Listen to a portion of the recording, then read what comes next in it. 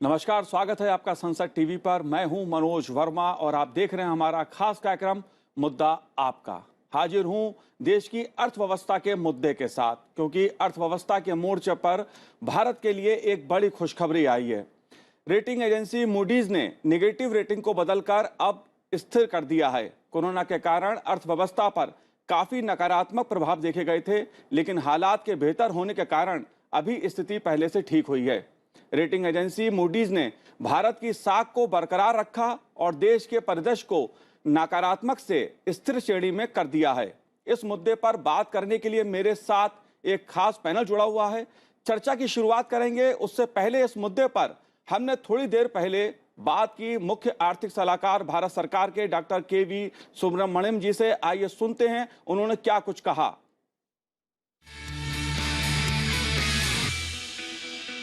नमस्कार। ये एक अच्छा पॉजिटिव डेवलपमेंट है कि मूडीज ने जो आउटलुक है उसको नेगेटिव से स्टेबल बनाया है।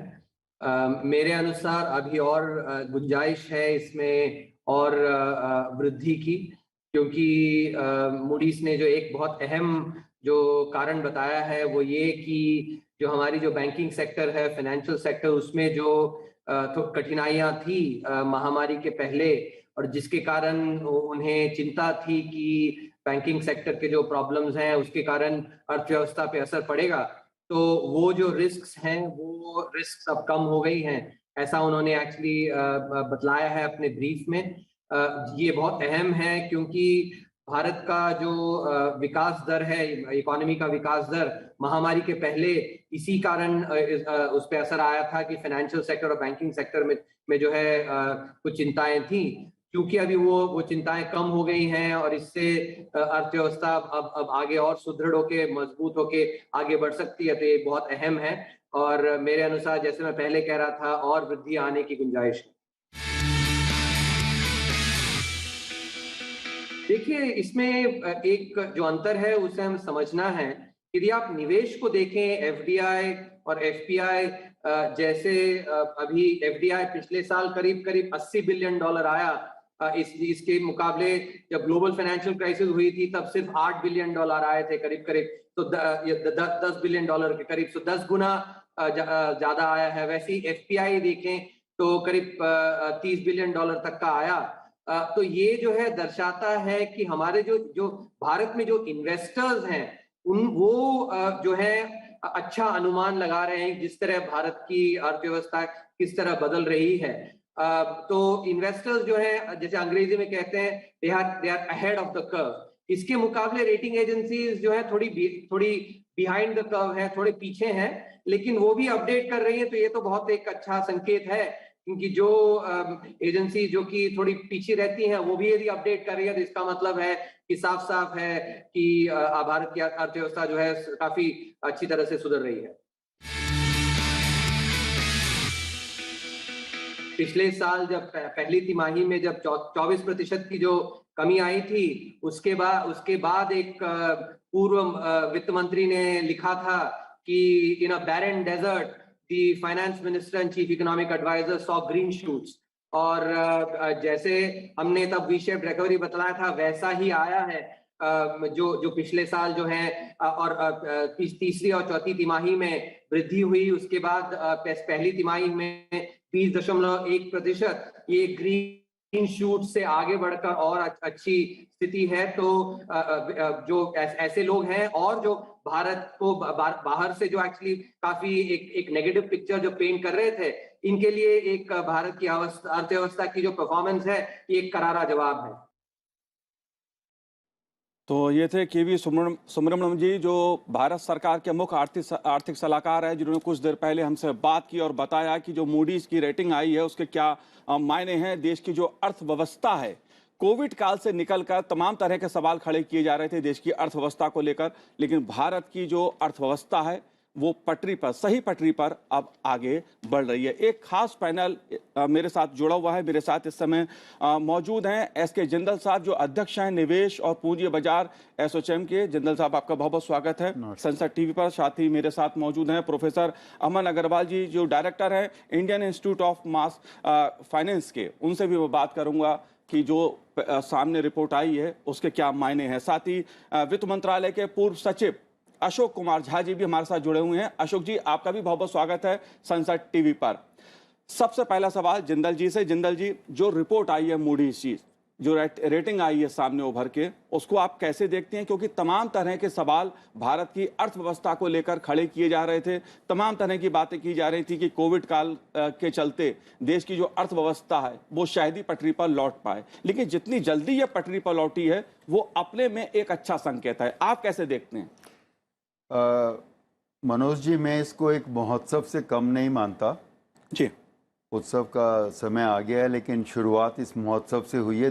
इतने बड़े देश के लिए, 130 करोड़ लोगों के लिए महोत्सव है, क्योंकि सारे जो मापदंड होते हैं उनके ऊपर, इसके ऊपर सबको चेक करने के बाद मूडीज़ इस तरह का अपग्रेड और डाउनग्रेड करता है। तो इससे ये पता लगता है कि हम सही दिशा में जा रहे हैं जी। अगर हम पॉजिटिव तरफ जा रहे हैं, अगर हम नॉर्थ की तरफ जा रहे हैं तो हम सही तरफ जा रहे हैं। और जो हमारी स्ट्रेटजी है वो सक्सेसफुल है, सही तरह से काम कर रही है। देखिए, सब कुछ हुआ पिछले 1.5 साल के अंदर, लेकिन हमारी बैंकिंग की ताकत जो है वो कम नहीं हुई, मजबूत हुई। कैसे मजबूत हुई? हायर कैपिटल उनके पास अवेलेबल हुई, लिक्विडिटी बनी रही, सारा काम बैंकिंग का नॉर्मल चला। ये हमारी ताकत दिखाता है। अगर उस समय में ये ना काम करती या फेल हो जाती या कोलैप्स हो जाती तो देश आप समझिए कहाँ जा रहा होता जी। इसी तरह से सॉल्वेंसी बनी रही, किसी को ये कहने का मौका नहीं लगा। शुरू में कुछ चीज़ें हुई थी कुछ NBFCs वगैरह में, लेकिन बैंकों की ताकत बाकायदा बनी रही। ये बहुत ज़रूरी है कि हमारी फाइनेंशियल ताकतें बनी रहें और रिलायबल रहें, लोग उसके ऊपर भरोसा कर सकें। बैंकों में इतनी प्रोविजनिंग की गई है जो हमारी ताकत को दर्शाती है कि ज़रूरत पड़ने पे हम उसमें से प्रोविज़न करके अपने बचा लें अपने आप को। ये नहीं कि हम बहुत ही ज़्यादा लेवरेज होकर के खेल रहे हैं, तो वो भी एक मजबूती की निशानी होती है। तो ये हमारी स्ट्रेटजीज़ हैं, ये हमारे काम करने के ढंग हैं जो दिखाते हैं कि हम बहुत अच्छे से काम कर रहे हैं। क्रेडिट ग्रोथ जो इकोनॉमी को सपोर्ट करने के लिए बहुत ज़रूरी है। अब दिख रहा है कि क्रेडिट ग्रोथ होने लगा है और ये हमारी इकोनॉमी को सपोर्ट करने वाला है। हमारी इकोनॉमी वैसे भी बहुत लार्जली डाइवर्सिफाइड है जी। और आप देखेंगे कि इतनी डाइवर्सिफाइड में रिस्क वैसे कम होता है क्योंकि रिस्क बटा हुआ होता है जी। तो ये सब हमारी ताकतें हैं जो मैं देखता हूँ कि इस समय में उन्होंने कंफर्म किया है। FDI जो 80 बिलियन लास्ट ईयर आई थी जी, वो अगर और आती है तो हमारे लिए बहुत ताकत बढ़ेगी। रिजर्व्स अपने देखिए, फॉरेक्स रिजर्व। जी। प्रोफेसर अमन, अंतरराष्ट्रीय जो आर्थिक एजेंसियां हैं इस तरह की, इनका महत्व कितना महत्वपूर्ण माना जाए, खासतौर से जब ये रेटिंग करती हैं किसी देश की अर्थव्यवस्था को लेकर, और भारत की अर्थव्यवस्था को लेकर जो मूडीज की रेटिंग आई है, इसके क्या मायने हैं? आप इसको कैसे देखते हैं? देखिए जी, इसके मायने दो तरफे होते हैं। एक तो होता है कि अपने देश में पैसा आएगा जो बाहर से, तो बाहर की जब कंपनीज होती हैं, फाइनेंशियल इंस्टीट्यूशंस होती हैं जो ज़्यादा लागत लगाती हैं, जो इन्वेस्टमेंट करती हैं, चाहे वो पोर्टफोलियो का करें चाहे वो फॉरेन डायरेक्ट इन्वेस्टमेंट करें, जब वो पैसा लगाती हैं तो वो रेटिंग एजेंसीज की रिपोर्ट्स को देखती हैं, चाहे वो मूडीज़ हो, स्टैंडर्ड पुअर्स हो, फिच हो। ये 3-4 एजेंसीज हैं जो ये रेटिंग्स करती हैं, उनकी रेटिंग्स को देखती हैं ये देखने के लिए, अपने आप को समझने के लिए कि इकोनॉमी कैसी चल रही है, पॉलिटिकल इकोनॉमी, सोशल इकोनॉमी और जो इकोनॉमिक इकोनॉमी है उस देश की कैसी चल रही है, कि मैं जो कुल पैसा निवेश करूंगा तो वो सेफ रहेगा या नहीं रहेगा। दूसरा होता है कि जब बाहर की तरफ निवेश हम बाहर से कभी कभी हिंदुस्तान की कंपनियां लेना चाहती हैं, जिसे हम एक्सटर्नल कमर्शियल बोरोइंग्स कहते हैं। कभी कभी देश भी पैसा उठाना चाहते हैं, हिंदुस्तान को तो अब नहीं जरूरत पड़ती है, बट कभी कभी देशों को भी जरूरत पड़ती है पैसा उठाने की। तो जब वो ऐसा करना पड़ता है तो उसको किस रेट पे मिलेगा, वो इन रेटिंग एजेंसीज के रेट्स के ऊपर जो ये स्लैब्स आते हैं उनको देख के मिल पाता है कि कितना सेफ है, कितना रिस्की है। जी, ये जो चीज अभी देखने को मिली, उससे फायदा ये होगा कि ऑलरेडी हमारे पास इन्वेस्टमेंट, जैसे अभी चीफ इकोनॉमिक एडवाइजर ने भी कहा कि इन्वेस्टमेंट जो है पहले ऑलरेडी आ रहा है। हमारे पास 640 billion dollar foreign exchange reserves हैं, जबकि करीबन 50 बिलियन डॉलर्स हमने लोन दे रखे हैं आसपास के देशों। करीबन 700 बिलियन डॉलर्स के हमारे फॉरेन एक्सचेंज रिजर्व्स हैं हमारे पास। जी। उसके अलावा ये जो रिजर्व्स बढ़े, करीबन 73 बिलियन पिछले साल बढ़े, करीबन 6.5 बिलियन डॉलर हर महीने पिछले साल जब कोविड था, जब सारे देश मर रहे थे, प्रॉब्लम हो रही थी, हिंदुस्तान में भी प्रॉब्लम हो रही थी, ये पैसा हिंदुस्तान में निवेश हुआ। पोर्टफोलियो इन्वेस्टमेंट भी पिछले 7 साल के दौरान से सबसे ज्यादा करीबन 32 बिलियन डॉलर के करीब हिंदुस्तान में आया। जबकि पोर्टफोलियो का मतलब जो स्टॉक मार्केट या जो वॉलेटाइल मार्केट्स होती है उनमें जो पैसा आ रहा है वो इमीडिएटली जा भी सकता है पैसा, वो पैसा भी सबसे ज्यादा 7 साल के अंदर आया। उससे दिखाई पड़ता है कि जो अंतरराष्ट्रीय मार्केट में जो निवेशक करना चाहते हैं, निवेश करना चाहते हैं हिंदुस्तान में, वो हिंदुस्तान को एक सेफ इकोनॉमी, एक सेफ हेवन की तरह मानते हैं। और ये चीज जो है हमें मूडी से और सपोर्ट मिलती है और इसका निवेश अब और आगे बढ़ने की उम्मीद होगी। और जिस तरीके से हम 5 ट्रिलियन डॉलर इकोनॉमी की बात करते हैं, रुपए की स्ट्रेंथनिंग की बात करते हैं, वो बढ़ती हुई नजर आएगी और वो उम्मीद हमारी और तेजी से बढ़ती हुई नजर आ रही है। अशोक जी, आप सुन पा रहे हैं मुझे? हाँ, मैं सुन रहा हूँ। अशोक जी, मूडीज की जो रिपोर्ट है, जो उन्होंने रेटिंग की है भारत की, और पिछली बार से बेहतर रेटिंग की है, जबकि उम्मीद ये की जा रही थी कि कोविड काल में दुनिया के तमाम देशों की जो आर्थिक हालत है वो चौपट हो गई है, लेकिन भारत की जो स्थिति है वो जिस तेजी के साथ सुधरी है आर्थिक लेवल पर, उसे दुनिया भी मान रही है। क्या ये दुनिया का भरोसा भारत की अर्थव्यवस्था पर है? निवेश की दृष्टि से इसको कैसे देखा जाए? नहीं, ये तो बहुत खुशी की बात है कि मूडीज का रेटिंग अब पहले था वो जो नेगेटिव आउटलुक था वो अब स्टेबल हो गया है। वैसे ओवरऑल रेटिंग तो वही है जो पहले था। जून 2020 में मूडीज ने हमें डाउनग्रेड कर दिया था, रेटिंग का आउटलुक नेगेटिव कर दिया था। अब वही रिस्टोर हो गया है, फिर अभी स्टेबल हो गया है। तो इसका मतलब ये हुआ कि जो रिस्क पहले लोग समझते थे, जो इंडिया में इन्वेस्ट करने का जो रिस्क था, वो रिस्क अब घट गया है और फ्यूचर में इसका इन्वेस्टमेंट जो यहाँ पे जो लोग सोच रहे हैं यहाँ इन्वेस्टमेंट करने, वो अब लेस रिस्क लेके यहाँ इन्वेस्ट कर सकते हैं। इसके 2-3 कारण है क्यों उन्होंने इसको स्टेबल रेटिंग अभी दिया है। एक तो है कि हमारा बैंकिंग सिस्टम में, जिसमें कि बहुत सारा पहले एनपीएस थे, वो एनपीएस अब घट गए हैं जी। दूसरी बात यह है कि सरकार ने भी बैंक्स को रिकैपिटलाइज किया है ताकि कैपिटल एडिक्वेसी जो कम से कम जो मिनिमम है उससे ज़्यादा भी कैपिटल एडिक्वेसी है। और तीसरी बात यह है कि हमारे जो वैक्सीनेशन प्रोग्राम चल रहा है अभी कोविड का, वो काफ़ी तेज़ी से बढ़ रहा है और इससे भी ये साबित हो जाता है कि अब फ्यूचर में ये कोविड की वजह से शायद दिक्कत नहीं होगी इकोनॉमी में। और चौथी बात इसमें ये है कि जो लॉकडाउन हो रहा था कोविड की वजह से, अब वो लॉकडाउन्स नहीं हो रहे हैं या बहुत कम हैं। तो इससे भी ये जाहिर होता है कि फ्यूचर में economy growth of the economy अपना अच्छी विस्तार से चलेगा। तो ये सब कारण से ये रेटिंग ठीक किया गया है, जो कि पहले 2020 जून में जो कम कर दिया था उसको अभी रिस्टोर कर दिया है। ये बहुत खुशी की बात है। जी, खुशी की बात है ये।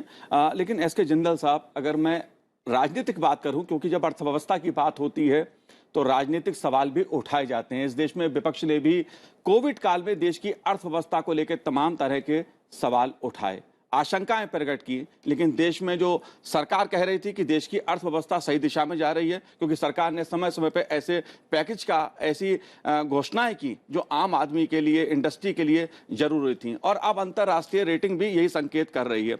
ये राजनीतिक जो सवाल उठते हैं वो हकीकत से कितनी दूर होते हैं? दिन और रात का फर्क होता जी। है। वो उनकी मजबूरियां होती हैं कि जो ये करें हम इससे उल्टा बोलें, इनके साथ बिल्कुल हम हाँ में हाँ ना मिलाएं, जो ये कर रहे हैं इनको गलत बताएं। वरना ऐसे नहीं हो सकता कि आप रेटिंग आपका इंटरनेशनली अपग्रेड हो रहा है और वो कह रहे हैं आप गलत कर रहे हैं। और अभी भी आप देखें जिस तरह के रिफॉर्म्स गवर्नमेंट ने किए हैं, ये उन रिफॉर्म्स के बिना नहीं हो सकता था। जिस तरह के स्टेप्स गवर्नमेंट ने लिए हैं, गैप होता है, आपको वो स्टेप लेने पड़ते हैं। वो स्टेप लेंगे नहीं तो काम बिल्कुल होगा, आप ऊपर नहीं जा सकते। तो वो स्टेप गवर्नमेंट ने लिए हैं जो इकोनॉमी को ग्रो कराने के हित में है। तो ये अपने आप में एविडेंस है, प्रूफ है कि गवर्नमेंट का स्ट्रेटजी बिल्कुल सही था, सही तरफ चल रहा था, नहीं तो हम अचीव नहीं कर सकते थे। ये कुछ ऐसा नहीं है कि आपने घर में ही कुछ अपने रिपोर्ट बना लिया है जी। तो ये इंटरनेशनल रिपोर्ट और इसी के ऊपर सारा काम होता है। जैसे अमन जी ने बताया, इससे आपके रेट बदल जाने वाले हैं। आप कम रेट पे बोरो कर सकेंगे, सरकार भी और प्राइवेट कंपनियां भी। क्यों? क्योंकि इन्वेस्टर को पैसे ही 80 बिलियन पहली दफ़ा इतना पैसा देश के अंदर इन्वेस्टमेंट के ज़रिए आया था। अब उनको लगेगा कि बिल्कुल सही तरफ उन्होंने पैसा लगाया और लगा सकते हैं, उनका कॉन्फिडेंस बढ़ेगा। वो ये चाहता है मेरा पैसा सेफ होना चाहिए, चाहे मेरी इनकम थोड़ी बहुत कम ज़्यादा हो जाए। जी बिल्कुल बिल्कुल। और इस समय हमारे साथ जुड़े हुए हैं वित्त राज्य मंत्री पंकज चौधरी जी। पंकज जी जी भाई साहब, मैं आपसे जानना चाहता हूं कि जो मूडीज की रिपोर्ट आई है, इससे आप तो खुश होंगे, क्योंकि अब अंतरराष्ट्रीय जो आर्थिक एजेंसी है वो भी भारत की जो अर्थव्यवस्था है उसको सही दिशा में बता रही है। जी जी, बहुत प्रसन्नता। जी। देखिए, मूडीज ने भारत का सॉवरेन रेटिंग जो नेगेटिव से स्टेबल की, क्योंकि उन्हें भी दिख रहा है कि कोविड महामारी के बाद अर्थव्यवस्था तेजी से पटरी पे आ रही है। जी। नया सेंसो जो डे भी दिख रहा है कि निश्चित तौर से कहीं ना कहीं जीडीपी की कोविड स्तर के लगभग 92% तक पहुंच गई है।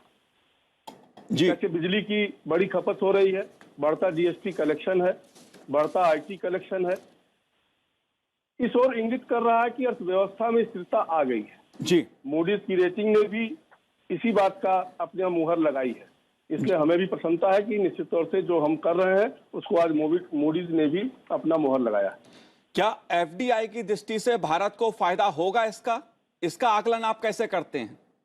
निश्चित तौर से जिस प्रकार से हमारे माननीय प्रधानमंत्री जी ने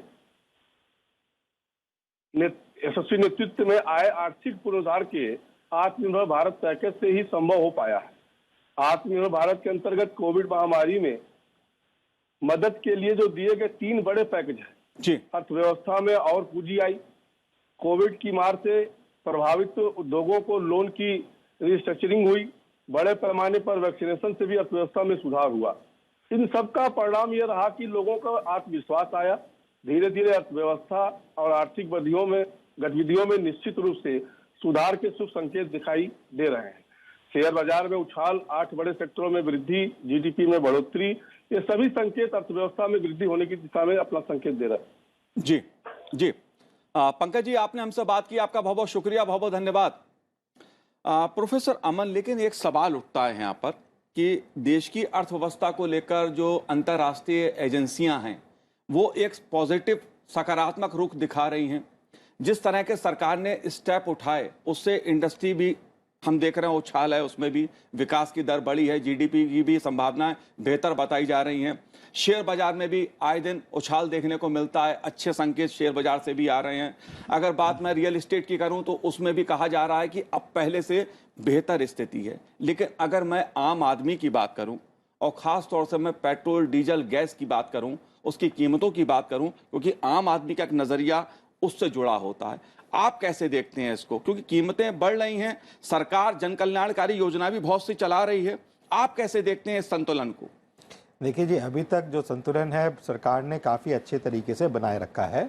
हमें ज़रूर देखने को मिला कि पेट्रोल और डीजल के दामों में काफ़ी हद तक वृद्धि हुई है और उसमें काफ़ी जो पोर्शन है वो टैक्सेस का, चाहे वो सेंटर के हों या स्टेट के हों, करीबन 60 से 70% के बीच में टैक्सेस वो आते हैं। बाकी पेट्रोल के दाम अदरवाइज़ बड़े कम होते हैं। सरकार की कोशिश है कि इसको जीएसटी में लाके ले आया जाए। इस बार कोशिश भी की निर्मला सीतारमण जी ने, पर अभी नहीं ला पाए हैं और उम्मीद है कि हो सकता है अगली 2-3 मीटिंग में हो सकता है ये कोशिश सरकार की कामयाब हो कि इसको जीएसटी में ला सकें, उससे राहत भी बहुत अच्छी मिलेगी।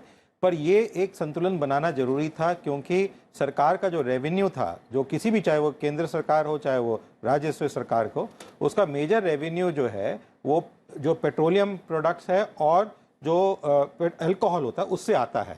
और फिस्कल डेफिसिट काफ़ी हद तक बढ़ गया था और जो मूडीज ने भी कहा कि कंट्रोल करना जरूरी है, इसी वजह से उन्होंने बहुत सारी रेटिंग बहुत ऊपर नहीं करी, पर उन्होंने कहा हम देखना चाहते हैं कि उसको देख के हम उसको भी बढ़ाएंगे।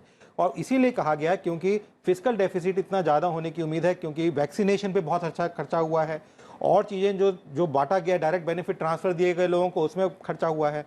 तो इसलिए लोगों की सिचुएशन बेहतर तो हुई है पहले से, पर वो इतनी ज़्यादा बढ़ के नज़र नहीं आ रही है, क्योंकि हम बहुत नीचे चले गए थे जीडीपी ग्रोथ के अंदर। लोगों में रिजेंटमेंट आ गया था, एक जो चक्का चल रहा था, जो पहिया चल रहा था, वो बहुत स्लो स्पीड पे आ गया था। अब वो जो स्पीड है उसने पकड़नी शुरू करी है और अगले 3 से 4 एक क्वार्टर में मैं कहूंगा हमें देखने को मिलेगा, और हमें अगले महीने भी देखने को मिलेगा, क्योंकि हम एक फेस्टिवल जोन में जा रहे हैं, देखने को मिलेगा कि किस तरीके से ये जो चक्का जो चल रहा था, चाहे वो काम के दौरान हो, चाहे वो लोगों के खर्चे के मामले में हो, कंजम्पशन जो हम कहते हैं जिसे, या स्पेंडिंग पावर की बात करते हैं, या हम एक एप्टीट्यूड की बात होती है, जो अब पहले डर बैठा हुआ था, लोगों को घर से निकलना नहीं चाहते थे। आपका चैनल भी सिर्फ ऑनलाइन करता था, अब जो है फिजिकल भी करने लगा। जो एक वो डर था वो कम होता जा रहा है और उससे जो है एक बढ़ता है। ये पेट्रोल और डीजल का दाम जरूर ट्रांसपोर्टेशन में आता है और इससे हमने देखा कि इन्फ्लेशन भी बढ़ा, जो आरबीआई ने कहा, बट फॉर्चुनेटली पिछले क्वार्टर का इन्फ्लेशन कम हुआ है। जाहिर सी बात है, अगर दाम कुछ चीजों के बड़े हैं तो जिस तरह की चुनौती कोरोना काल में दुनिया के सामने खड़ी हुई, देश की अर्थव्यवस्था के सामने खड़ी हुई, तो उसको संतुलन बनाने का भी एक सवाल सरकार के सामने था। लेकिन अगर जिंदल साहब मैं बात करूं, कुछ बड़ी कंपनियों को भी सरकार ने उद्योग जगत के हिसाब से कुछ टैक्स रिफॉर्म्स भी करे, छूट भी दी गई। क्या एक बहुत बड़ा कारण यह भी है इसका? जो टैक्स रिफॉर्म दिए गए हैं, एक तरह से जो छूट दी गई है, मैं उसको इन्वेस्टमेंट मानता हूं सरकार की तरफ से। कुछ वेस्ट नहीं हुआ।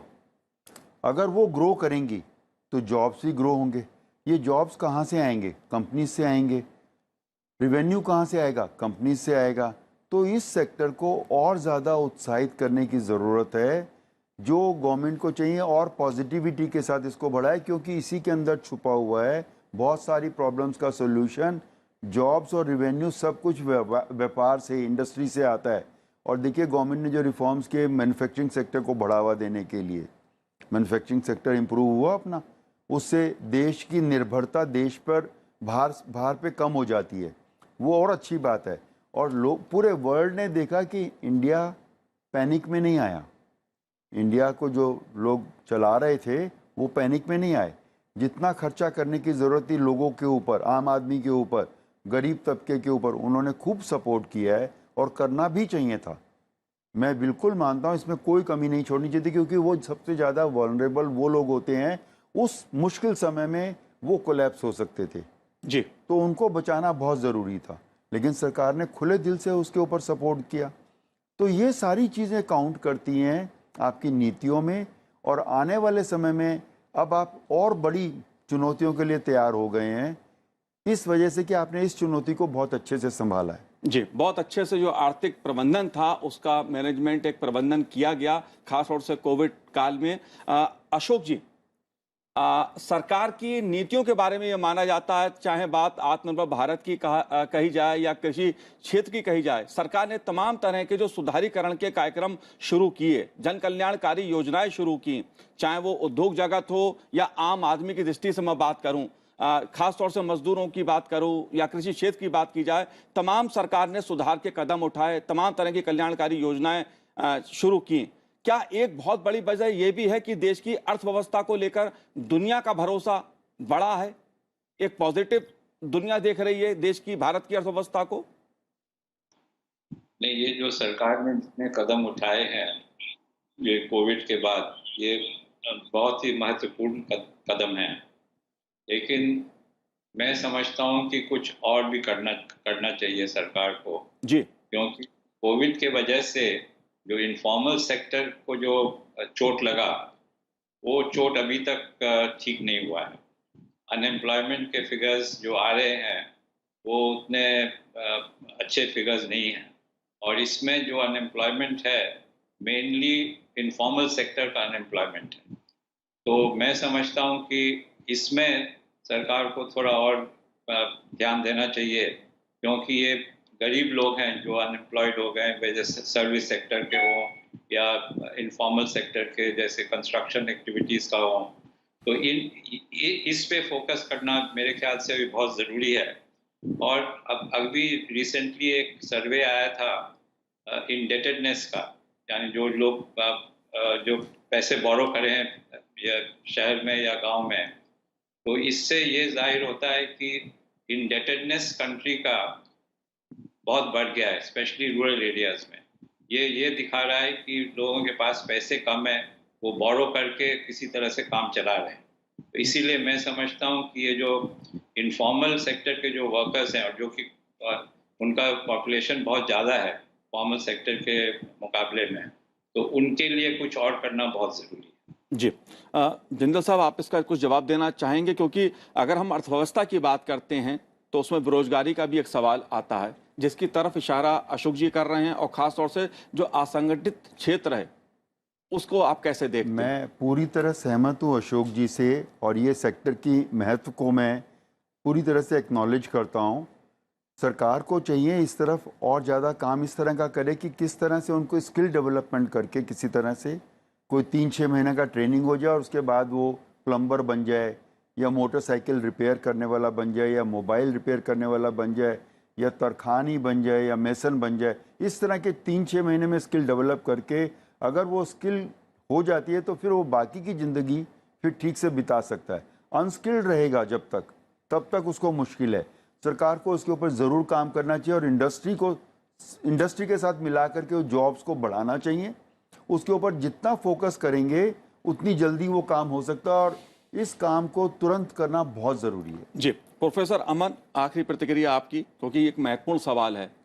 आर्थिक देश की स्थिति मजबूत हो रही है, लेकिन साथ ही साथ जो बेरोजगारी का सवाल उठाया अशोक जी ने, इस पर आपका क्या कहना है? मेरे विचार में सरकार पूरा काम कर रही है, और जिस तरीके से ये बिजनेस साइकिल बढ़ेगी, इंडस्ट्री की मूवमेंट हमें दिखाई दे रही है, पैदावार बढ़ रहा है और चीज़ें बढ़ रही हैं, उसे देखेंगे कि रोज़गार भी बढ़ेंगे, अनस्किल्ड वर्कर्स का भी और स्किल्ड वर्कर्स के दोनों के रोजगार बढ़ेंगे, क्योंकि जब बिजनेस कमाएगा तभी आगे दे सकता है जी। और वो तभी होगा जो हमारे को वृद्धि और एक उम्मीद बनेगी कि कल को मेरा पैसा बन सकता है, और वो उम्मीद अब बनती जा रही है, और मोदी ने उस उम्मीद को और आगे उछाल दिया है जी। और इसको देखते हुए हम देखेंगे कि आगे बढ़ोतरी हमें दिखाई देने को मिल रही है, और यूथ को भी अब दिखाई देने को मिल रहा है कि मैं आगे जाके सक्षम बन सकता हूं। जाहिर सी बात है कि पिछले जो 2 साल करीब रहे हैं वो बड़ी चुनौतीपूर्ण रहे हैं। आर्थिक दृष्टि से सरकार के सामने भी, आम आदमी के सामने भी कई तरह की चुनौतियां खड़ी हुई हैं, लेकिन सरकार ने जिस तरह से समय समय पर जो कदम उठाए देश की अर्थव्यवस्था को